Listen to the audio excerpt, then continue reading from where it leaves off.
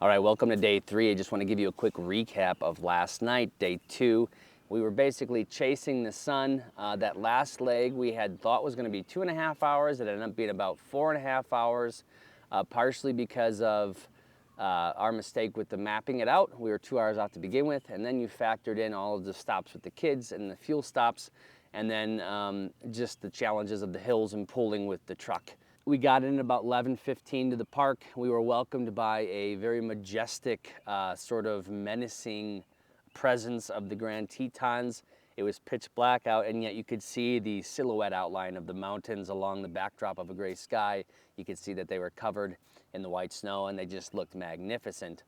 As we approached at 9,600 feet, basically the peak, the top, I saw what I thought was a perfectly straight strand of, or set of lights going on an incline.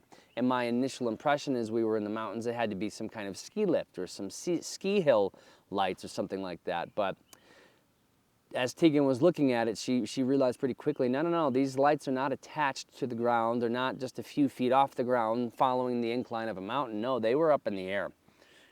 It is very bizarre, very spooky, you know, it's sort of unexpected cosmic sights. And then after about 4 minutes, they just sort of faded away. They didn't just shut off. They were on, they were bright, they weren't moving, they weren't flickering, and then they just slowly dimmed away to nothing before she could even get a photograph. She was trying to find it in her phone, but she couldn't get a clear enough focus to get a snapshot of it. I believe a while back I read an article about Starlink satellites. Now Starlink is a company owned by Elon Musk, and what they're doing is they're producing these low orbit Earth satellites that they're sending up into low orbit, and they're basically bridging the gap between satellite communications and fiber optic internet cables. So it's meant to service rural areas that have a hard time getting internet service. And so I vaguely remember reading an article where people had cited a similar thing, and I believe the explanation was that, well, when that happens, these low Earth satellites are linking up, they're communicating, they're establishing their positions, and then they disperse after that. But anyway, so we're on day 3 here, and we're gonna go explore now. We've already gotten our first peek of the Teton mountain ranges in the morning, shining majestically above the tree line. So we're excited. We got the maps. The family just got back. We're gonna go hike and explore and get the reward for all of the effort we put into getting out here. So we'll check in, get ready to see some beautiful things as we go, and we'll see you out there on the trail.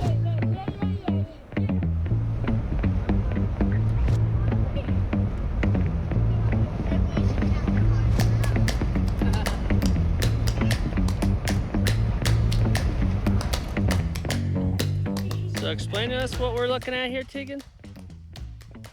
What is this called? What plants of some kind? It looks like And well, you said they were ungulates? ungulates. What is an ungulate? Do you not learn anything in science? Well, we're taking the path that the ungulates were taking. Look, the moose have been here, or the elk, the mice, the mooses, the moosum, No, the moose eye. the moosei, the moosaya. Oh, he's the savior of the mooses. You feel like a settler? Like an ancient settler? Traveling the Oregon Trail. We're doing pretty good in this real life Oregon Trail game. The hills are alive with the sound of music.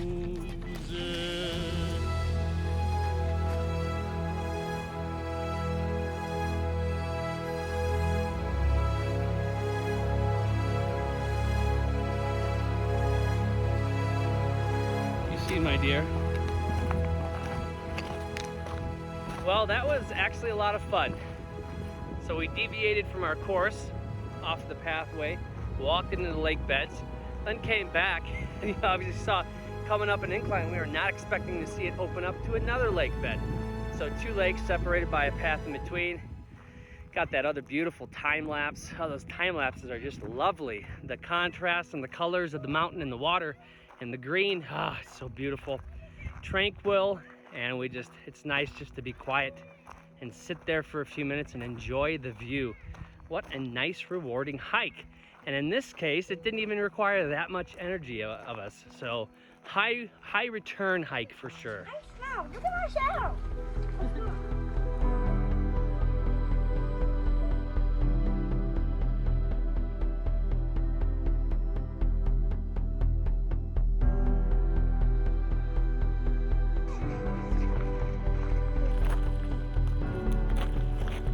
Feel better?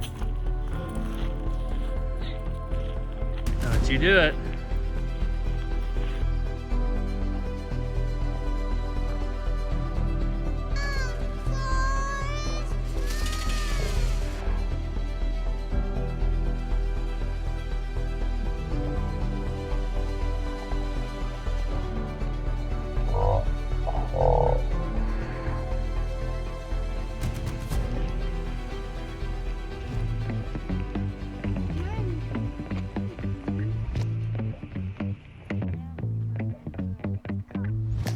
Pretty awesome view though, isn't it?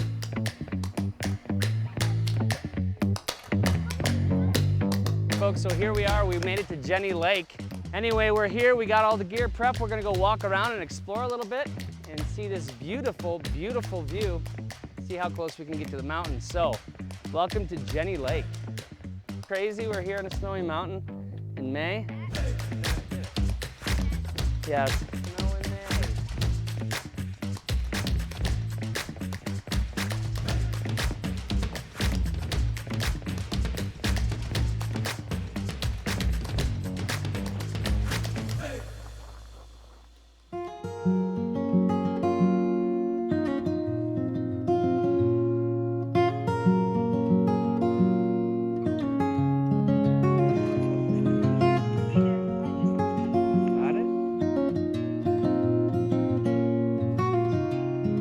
So we just got done hanging out at Jenny Lake, and now we're gonna go ahead and go up the trail, make our way to Hidden Falls.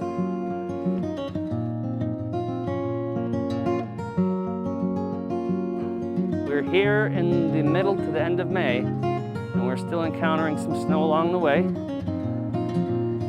much like we were yesterday, coming through the mountains.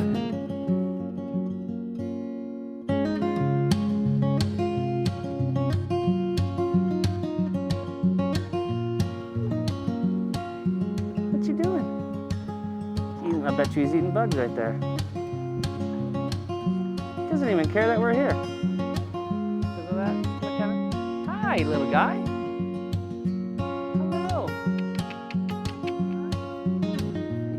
Yeah, don't scare him. Don't move him too much. What you doing? You just don't know, huh? Stay there. He's probably eating pine needles. All right, that was cool. That beaver dam for sure. Now we are back up, taking an incline up to Hidden Falls. And I think after Hidden Falls, we're gonna go back to exploring some of the more scenic outlooks, get some good photos, some good video, and finish out the rest of the day. We still got quite a bit of day left. It's 2:15, right? We got time. Treacherous. Emmett just got his foot stuck in a log hole because he wasn't listening. Lots of snow. Trudging through mud. Waterfall better be there.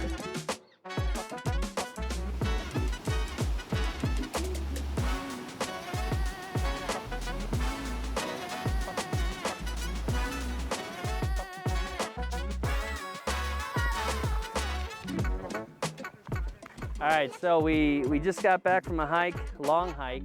We did not make it all the way to Hidden Falls because towards the end of the hike, we decided we were gonna take the ferry back. They got 2 ferries going back and forth to bring you to and from.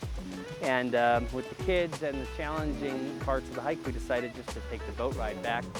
But we had to get there by 4. So we weren't gonna be able to make both. We heard there were moose at Hidden Falls, but we'll never know. We'll have to take their word for it. But anyway, we're glad we took the boat ride back.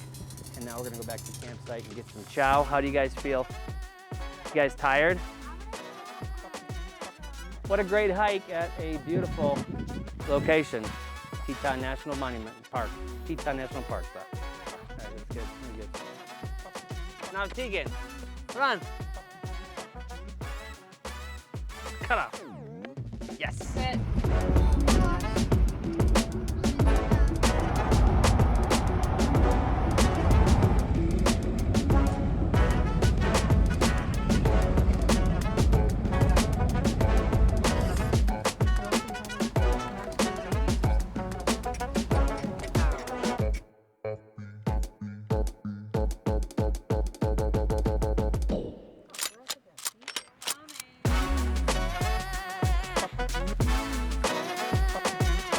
Look at these kids.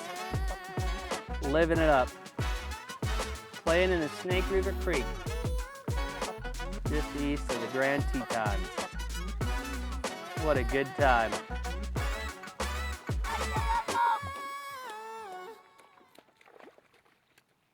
And right there, we have some American bison. Literally right on the road, chewing. Oh my gosh, look at that one. They're going at the fence trying to get him to break it up.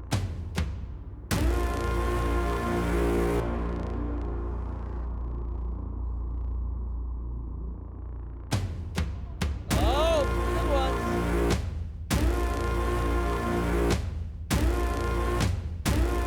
Round 2, fight.